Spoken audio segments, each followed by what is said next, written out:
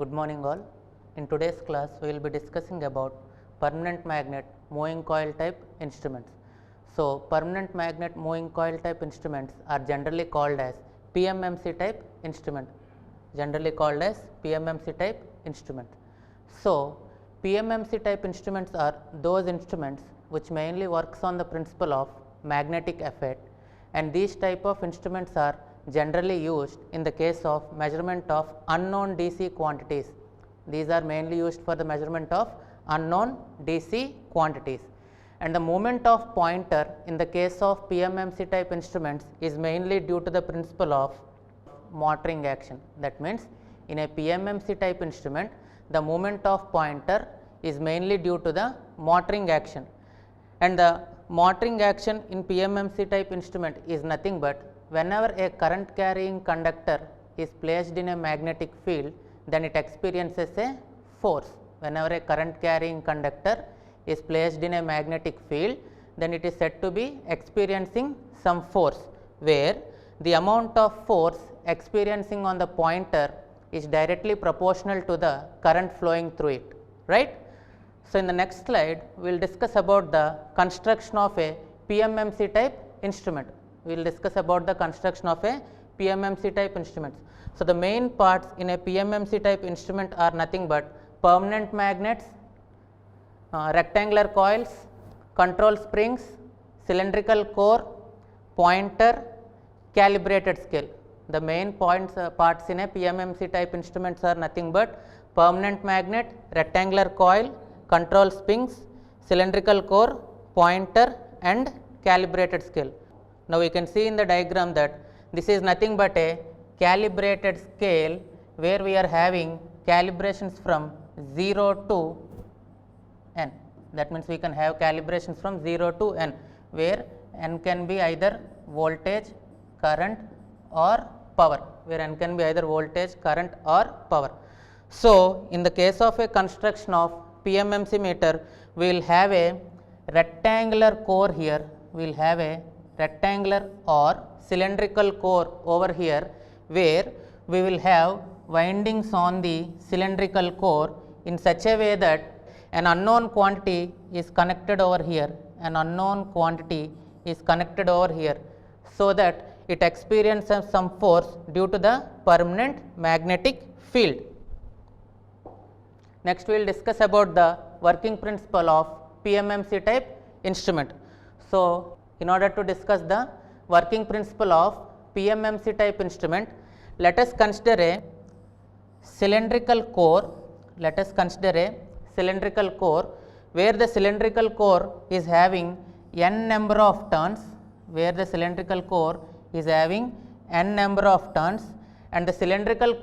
is placed in between two permanent magnets, and the cylindrical core is said to be placed in between two permanent magnets, north and south pole. That means, we are placing a cylindrical core structure in between two permanent magnets, north and south pole, where the cylindrical core is again connected to a spindle structure, where the spindle is connected to a pointer, and the pointer is projected on a calibrated scale, right. In order to have frictionless movement of the spindle, we will place jewel bearings at the top of your structure, right. Now, we will discuss about the working principle of PMMC meter briefly, how it is going to move from 0 to deflection, right. So, as I have already explained that in a PMMC type instrument, the deflecting torque mainly occurs due to magnetic effect.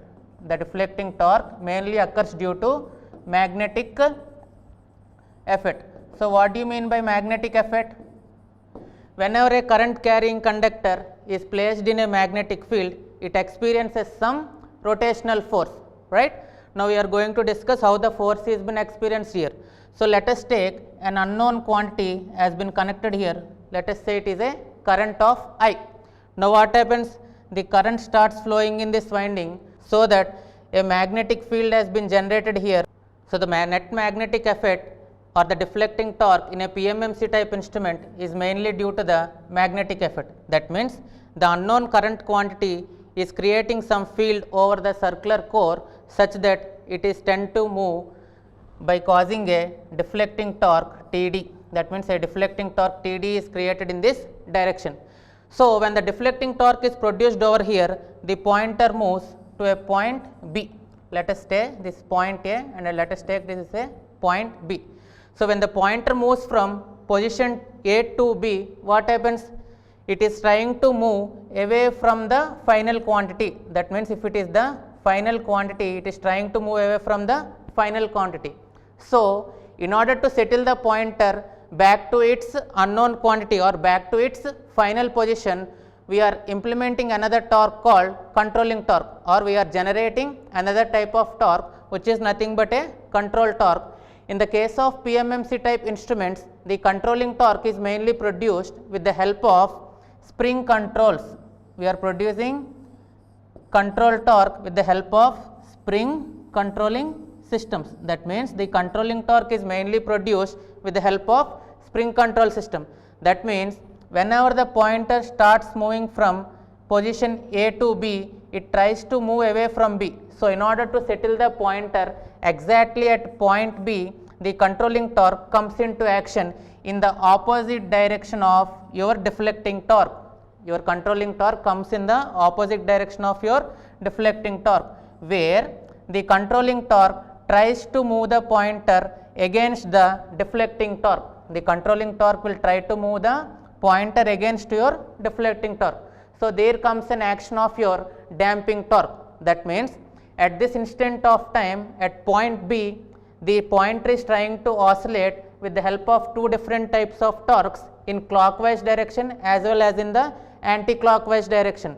So, there will be small oscillations produced at the point B. So, in order to minimize the oscillations at point B, now we are going for another torque which is nothing but damping torque, where the damping torque is produced with the help of eddy current mechanism. That means, we will keep some damping torque mechanism onto the spindle structure. This is nothing but the spindle structure, where a damping control mechanism has been implemented on the spindle such that it try to minimize the oscillations at point B, right. That means, in order to have the movement of pointer from its 0 position to final position, we mainly require three different types of torque. Those are nothing but deflecting torque, controlling torque and damping torque. Deflecting torque, controlling torque and damping torque, where deflecting torque is initially required to the movement of pointer and the controlling torque is required to settle the pointer at its final position,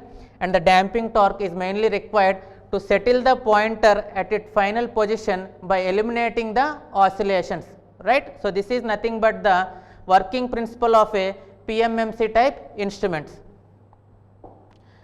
Now, we are going to discuss about the torque equation of a PMMC meter. As we have discussed that we are mainly concentrating on the deflecting torque, controlling torque and damping torque. Now, we will derive the expression for PMMC type instrument in order to measure the unknown quantity. So, let us consider few parameters in order to measure the unknown quantity of PMMC type instrument. So, let us take Td is the net deflecting torque, Tc is the controlling torque, theta is the angle of deflection from 0 to its final position. That means, as I said in the previous slide, this is nothing but the position of the pointer, and the pointer is said to be settling at its final position B. This is A and this is B. The pointer is said to be settling at its final position with the help of the movement in the spindle. So, what is going on? This is nothing but the angle of deflection theta. This is nothing but the angle of deflection theta, and Kc is nothing but the spring constants. Since we are going for spring control mechanism in order to produce the controlling torque, we are having spring constant this for the PMMC instrument, which is nothing but Kc, and length is nothing but the length of the coil, and B is nothing but the breadth of the coil, and N is the number of turns which I have made on this cylindrical structure. That means if I am doing like this will be the length and this will be your breadth, and these are the number of turns on the coil, and B is the flux density between the poles. Suppose this is the north pole and this is the south pole. B will be the flux density between the north pole and south pole, and A is the area of the coil. Now, in order to calculate the net force acting on the instrument, we should know the force acting on a single turn. That means the force, we should calculate the force acting on a single coil. So, force acting on single coil. So, what is the force acting on the single coil? So, we know that the force acting on the single coil F is equal to B I L, where B is nothing but the flux density, I is nothing but the current flowing through the coil, and L is nothing but the length of the coil. So, in this condition I have taken the force acting on only a single coil. That means I am calculating the force acting only on the single turn. I am calculating the force acting on the single turn. So, in order to calculate the net force acting on n number of turns, in order to calculate the net force acting on n number of turns, we should calculate the net force. So, what is your net force here? The net force acting on n turns, the net force acting on n turns will be F net will be equal to B I L into number of turns n, B I L into number of turns n. So, this will be nothing but the net force acting on the coil. Now, the deflecting torque is nothing but the product of force and perpendicular distance. That means the deflecting torque produced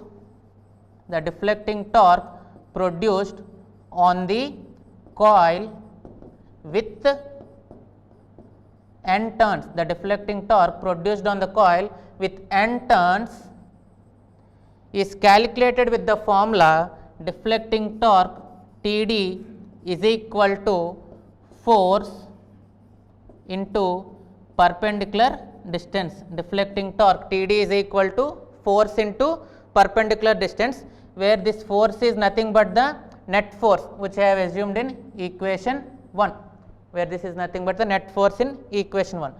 So, the net deflecting torque acting on the coil Td is equal to force into perpendicular distance. So, this is equal to B I L N into perpendicular distance is nothing but B. So, we already know that length into breadth is nothing but the area of the coil. Length into breadth is nothing but the area of the coil. So, the net deflecting torque Td is equal to B I N A. Net deflecting torque Td is equal to B into I into N into A, where B is nothing but the flux density, I is nothing but the unknown current quantity, N is nothing but the number of turns, and A is nothing but the area of conductor. So, B is nothing but the flux density produced by permanent magnets, I is nothing but the unknown current quantity, N is nothing but the number of turns, A is nothing but the area of conductor. So, B, N, A are nothing but the constants. So, Td can be written as Td equal to Kd into I. Td is equal to Kd into I, where Kd is equal to B N A. Kd is equal to B N A, where Kd is nothing but the constant of deflecting torque. Now, as we are using spring control mechanism, the controlling torque Tc is proportional to theta, or Tc is equal to Kc into theta, where Kc is nothing but the proportionality constant. So, at equilibrium what we are going to say? We are going to say that at equilibrium the pointer is going to be settled at its final position. That means the pointer is going to settle at its final position, which is nothing but A is the initial position and B is the final position.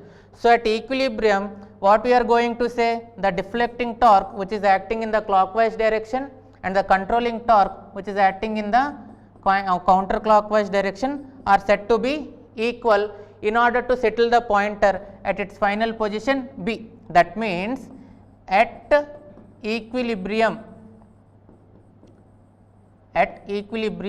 we are going to say the deflecting torque Td is equal to Tc. That means whenever the deflecting torque is equal to the controlling torque, the movement of the pointer is going to be settled exactly at its final position B. It is going to settle exactly at its final position B.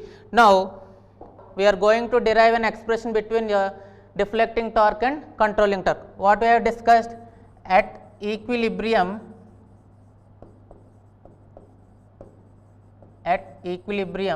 we said that the deflecting torque is equal to controlling torque Tc. Now, what is the formula for deflecting torque, or what is the expression for deflecting torque? Deflecting torque Td is equal to Kd into I, whereas we are going for a spring control mechanism. So the net controlling torque the net controlling torque acting on the spindle is nothing but Kc into theta in case of spring control mechanism. So the unknown current quantity I is equal to Kc by Kd into theta. The unknown current quantity I is equal to Kc by Kd into theta. That means the unknown current quantity I is proportional to the net deflection theta. That means what we are verifying here, or what we have proved here, the unknown current quantity I is proportional to theta. Now let us verify that whether our unknown current quantity is proportional to theta or not. So let us take a calibrated scale from 0 to 10 amps. I am taking a calibrated scale of 0 to 10 amps. Now what I am doing, I am taking a spindle type structure, where to the spindle type structure I have connected a pointer in such that a spindle is connected to a cylindrical core nut. Now what is doing? Now we have connected a unknown current quantity of I amps.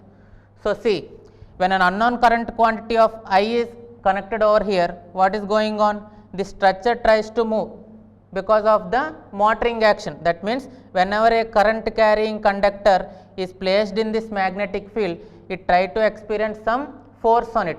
So what is going on? Due to this force acting on it, the spindle tries to move in the clockwise direction. That means we are having a deflecting torque in this direction and we are having a controlling torque in this direction. So the pointer moves from 0 to say x, right? So what is the net deflection here? The net deflection is nothing but theta. So the net deflection mainly occurred with the help of, or with the cause of, unknown current quantity I. That means the unknown current quantity is directly measured on your calibrated scale. That is the main reason we are saying when I is proportional to theta, the scaling of the meter should be uniform scaling. The scaling on the meter should be uniform scaling. When I is proportional to theta, the scaling of the meter should be uniform scaling. So this is nothing but the working principle of a PMMC type instrument, and we have derived the torque expression, that is Td is equal to Kd into I, and the torque expression for controlling torque in the case of spring control mechanism is nothing but Kc is proportional to theta. So the final expression for unknown current quantity to be measured is I is proportional to theta. Now we will discuss some of the advantages of PMMC type instrument. So in the case of PMMC type instrument, the main advantage is it is having high torque by weight ratio. It is having high torque by weight ratio, and the power consumption is less, and the scaling is uniform. Why the scaling is uniform? As I have already discussed, since the theta is proportional to unknown current quantity I, so the scaling should be uniform, and the damping is very effective. In this condition, we are going for eddy current damping. The damping mechanism used in MC type instruments are eddy current damping, and the range of instruments can be extended easily in the case of MC type instrument. These are mainly constrained for the use of DC measurements, right. That means PMMC type instruments are mainly constrained to measure only DC quantities, and the cost of PMMC type instruments are said to be very high, and the error produced is mainly due to weakening of the magnets. As we are using a permanent magnet structure, due to aging effect, what the main disadvantage is, the magnetic effect is reduced, right, and the friction and temperatures are present.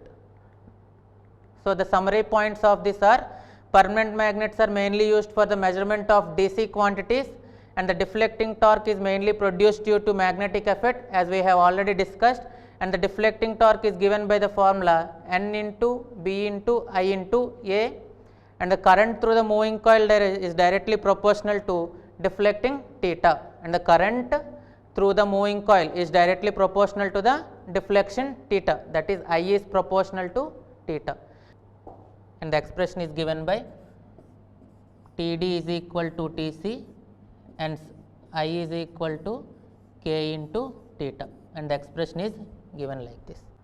Now, we are going to discuss a problem on the same concept. So, let us discuss a problem. A PMMC type instrument has a coil of dimensions 10 mm into 8 mm, where the flux density in the air gap is nothing but 0.15 Weber per meter square.